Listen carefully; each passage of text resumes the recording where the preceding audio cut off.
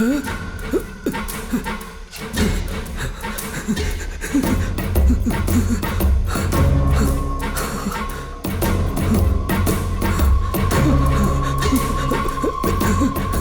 सुनो, तितली तितली।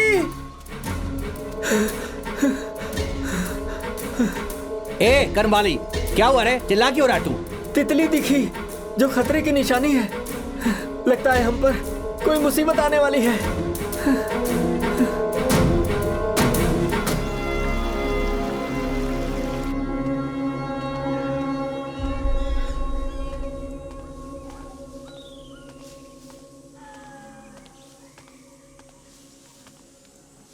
राजा साहब, उधर हिरन है।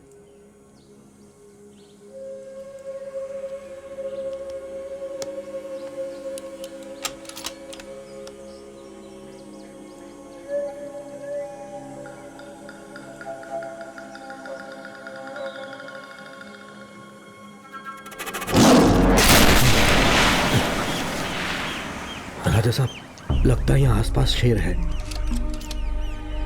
आप यहीं रुकिए।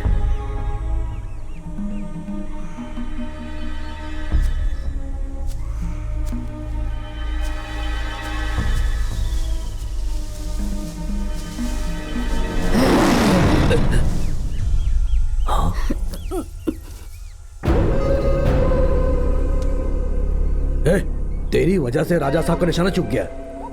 राजा हैं तो हिरन का शिकार करेंगे।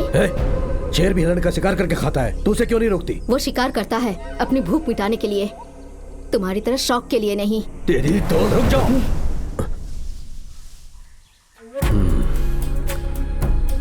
मल्लिक, गुलेली के बच्चे को बहुत तेज बुखार है, जल्दी चल। आती हूँ दीदी।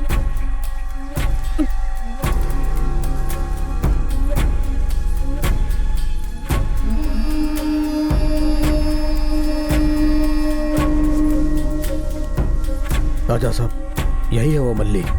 ये मल्ली नहीं है, हिरन है, हिरन।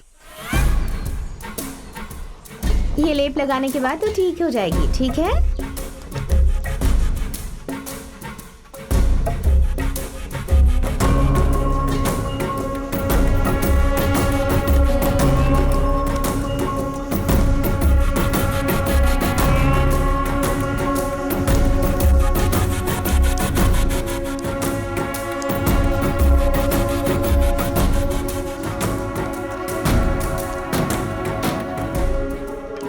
मल्ली, देखो उस पंछी की आवाज आ रही है।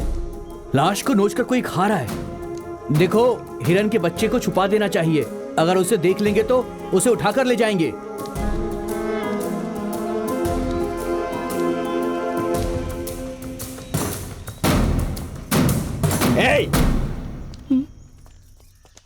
ये जगह तुम्हारे बाप की है क्या? सारे के सारे गवार हैं। कल से तुम में से एक भी यहाँ दिखाई नहीं देना चाहिए। बड़ा आया दिलीप कुमार बनने। कौन बोल रहा है? नहीं साहब, वो नहीं है साहब। आप तो बिल्कुल दिलीप कुमार की तरह गोरे दिखाई दे रहे हो। जैसा आप कहेंगे वैसा ही होगा साहब।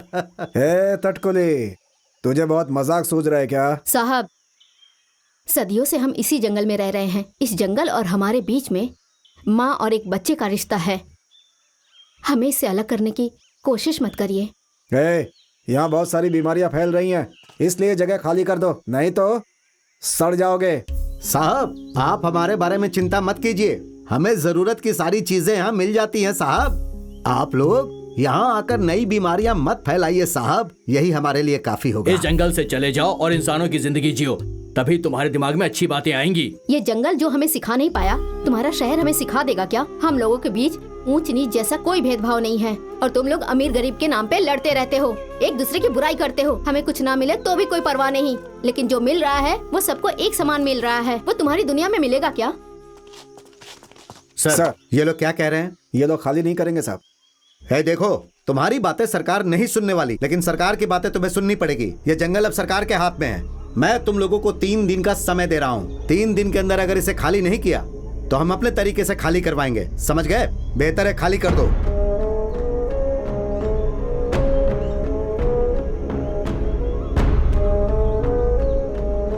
उस रात वहाँ की जनता पहाड़ों में रहने वाले कुरावी भगवान की प्रार्थना करने के लिए गई थी, क्योंकि सारे खतरों को रोकने वाली शक्ति सिर्फ कुरावी के पास ही थी। ये वहाँ की जनता का विश्वास था। लेकिन उस रात मल्ली नहीं गई थी। वजह विश्वास से बढ़कर कर्मबाली ने उसे जो बताया था वो सोचकर दिल एकदम बेचैन था।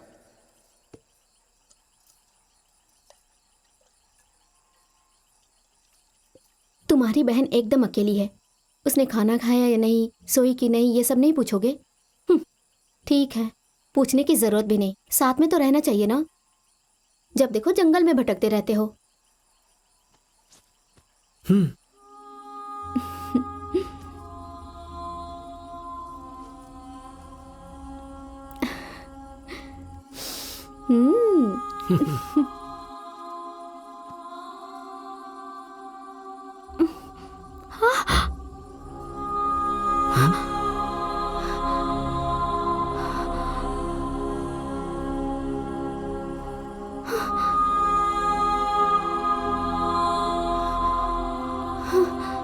हमारी रक्षा के लिए पल्ली जी आने वाली है। उसके आते ही हमें कोई नहीं मिटा सकता। ये कैसे कह सकते हो? पल्ली जी ने मुझसे खुद कहा।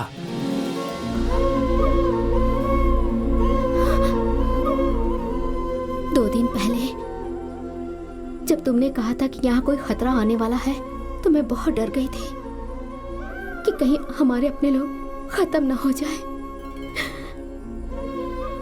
लेकिन अब वो डर नहीं है। हमारी रक्षा के लिए पलीची आने वाली है ना।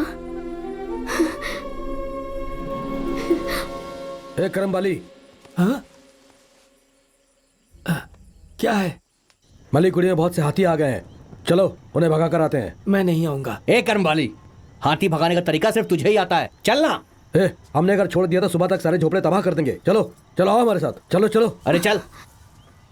भैया, मल्ली तुम मुझसे बोलो तभी वो सुनेगा। जाके आइए भैया।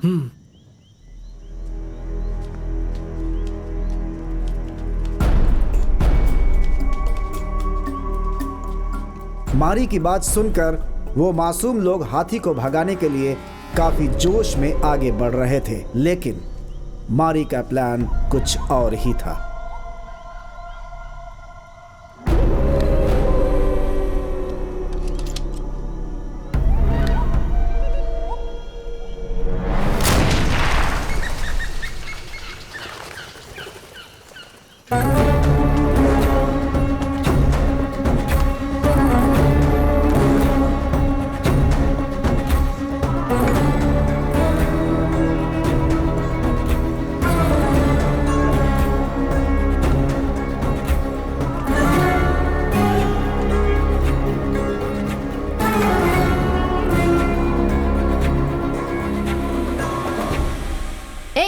यहाँ क्या कर रहे हो? बाहर जाओ।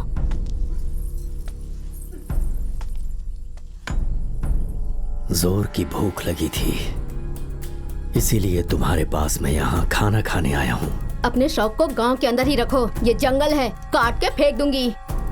यहाँ से इज्जत से चले जाओ, वरना धड़ से गर्दन अलग कर दूंगी। सही कहा, पर वो गर्दन मेरी नहीं तुम्हारी अपनी होगी, खून से लथपथ। यकीन नहीं हो रहा? हाँ?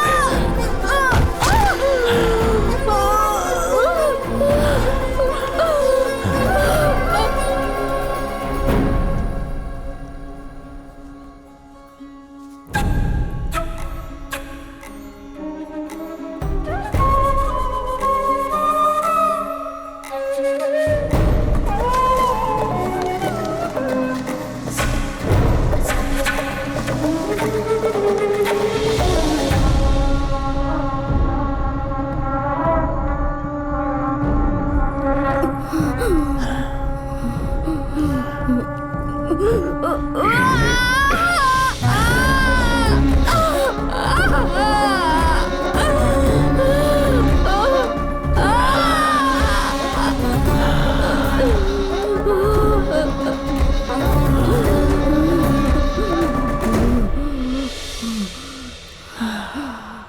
वापस आऊंगी, फिर तुझे मौत के घाट उतारूंगी।